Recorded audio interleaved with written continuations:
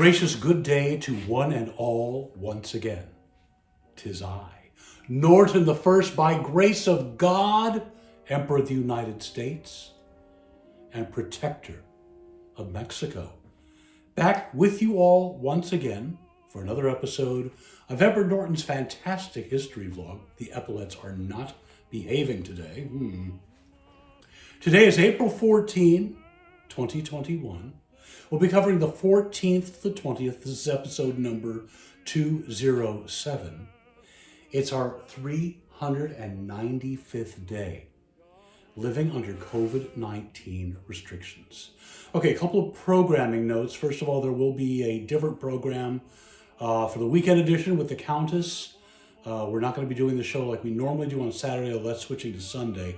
But this Sunday, we're going to have a very special episode because it's the anniversary of the great San Francisco earthquake and fire of 1906. And we've got some surprises in store that I am not at liberty to discuss with you at this time. But, well, either tune in at 4:45 a.m. and we'll put the meeting information above and below so you can do that as well as the password.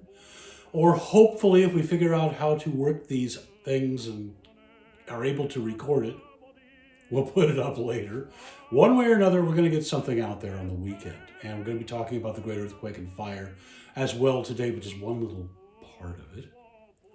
Also, don't forget, we have returned to touring. We're referring to the Imperial we, not the Countess. She's not there yet, but will be at some point in the future, as well as Chef Joseph with San Francisco Food Safari. But Emperor Norton's fantastic San Francisco time machine is now every Saturday, except not the 24th. Long story.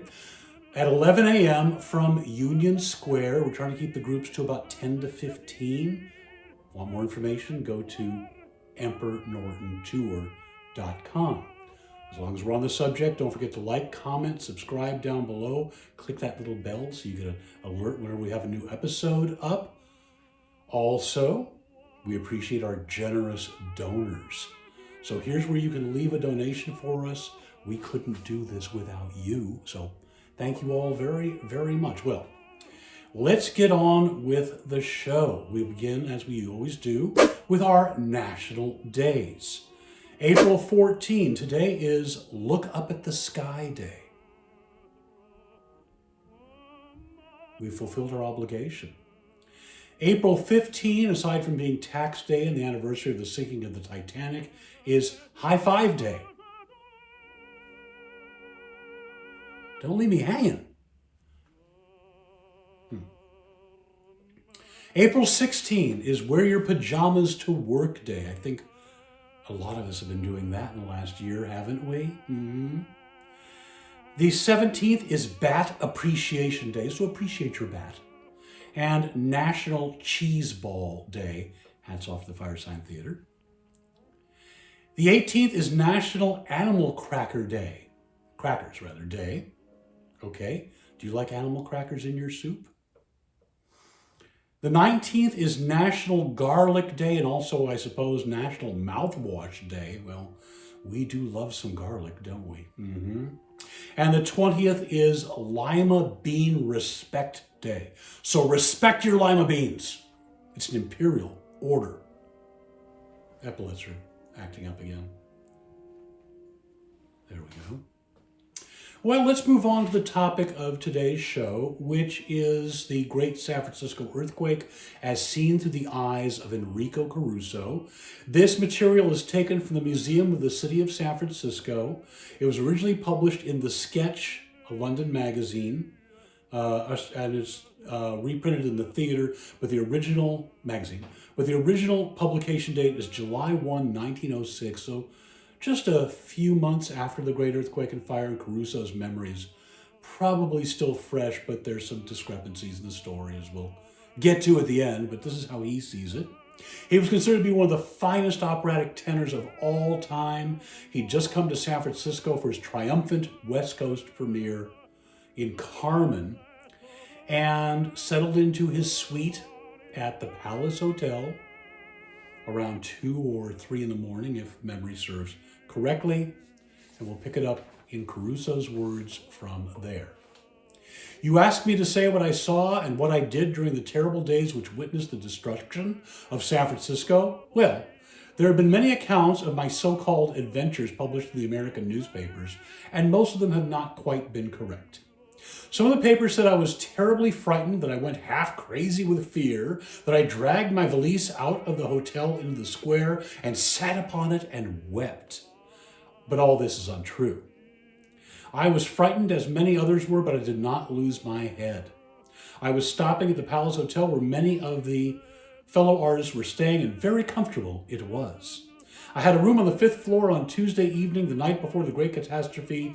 I went to bed feeling very contented.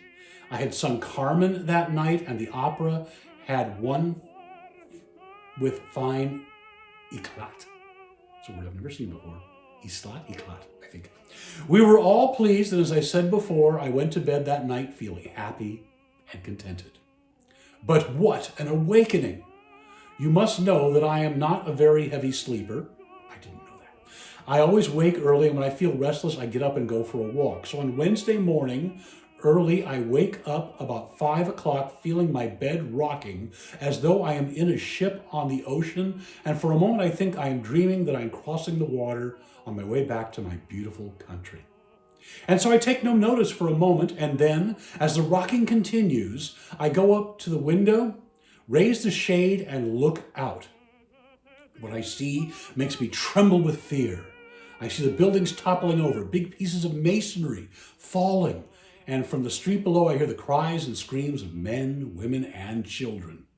I remain speechless, thinking that I'm in some dreadful nightmare.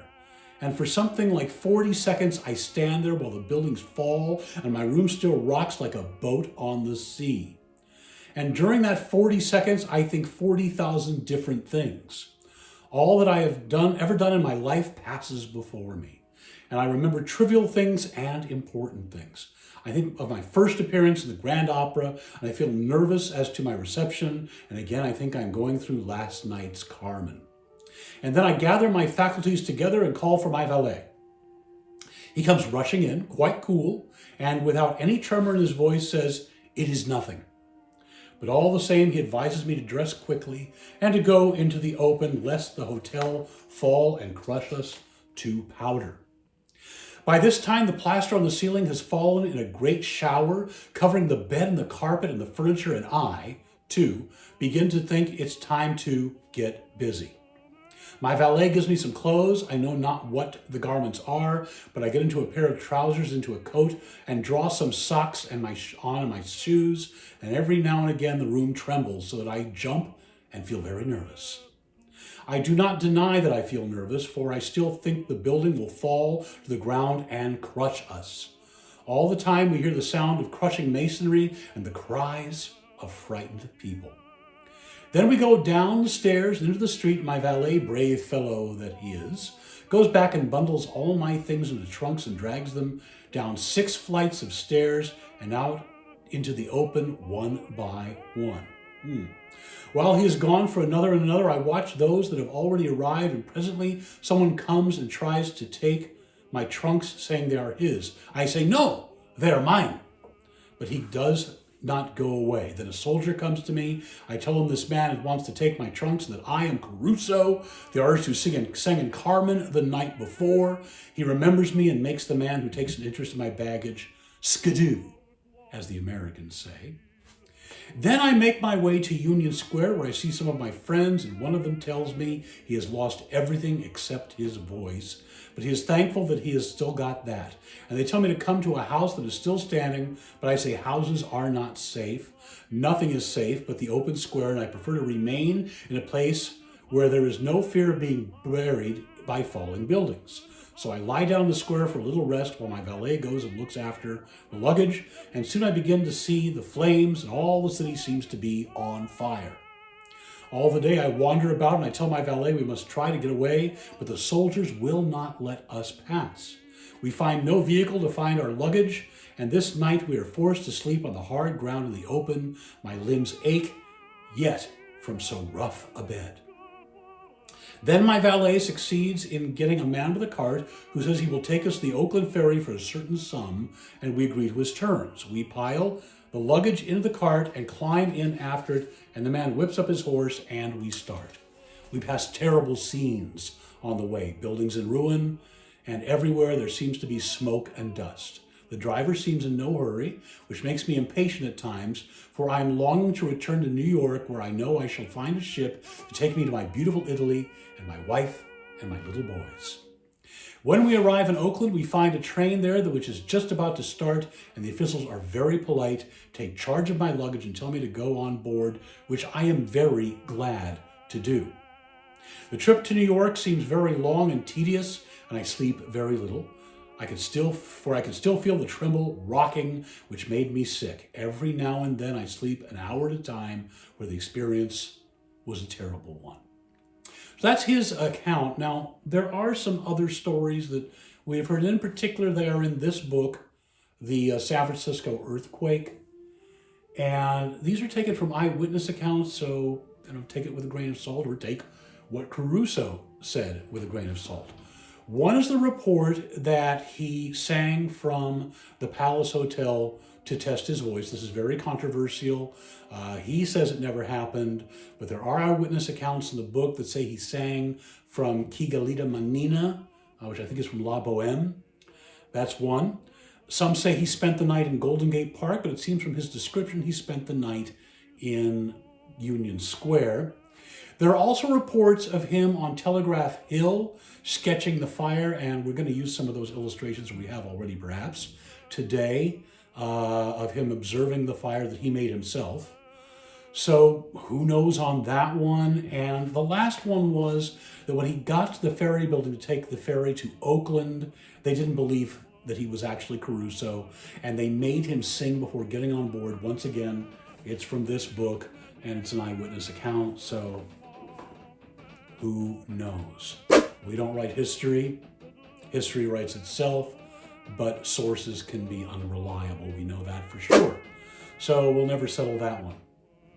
A few books to recommend, aside from the San Francisco earthquake, is A Crack in the Edge of the World, as well as The Earth Shook, the Sky Burned. So join us at 4:45 a.m. for the earthquake commemoration. There will be some surprises. As we said, we're not at liberty to talk about them at this time, but you won't regret it. The information for the Zoom meeting is right here. Also, it will be in the comments down below, the description rather, down below. But don't forget to like, comment, subscribe, and all that. Also, as we said earlier, we appreciate our generous donors. Come on a tour. We'd really appreciate that. It's been a while, but we did one as a private tour last Saturday, and it went very well. So we're back. We're back and glad to be back. We're also glad to see that the people of San Francisco are so happy to see us back. Thank you, one and all. So that wraps it up for this edition. Until we see you again, stay safe and stay healthy. Be kind to one another. Until we see you again, a gracious good day.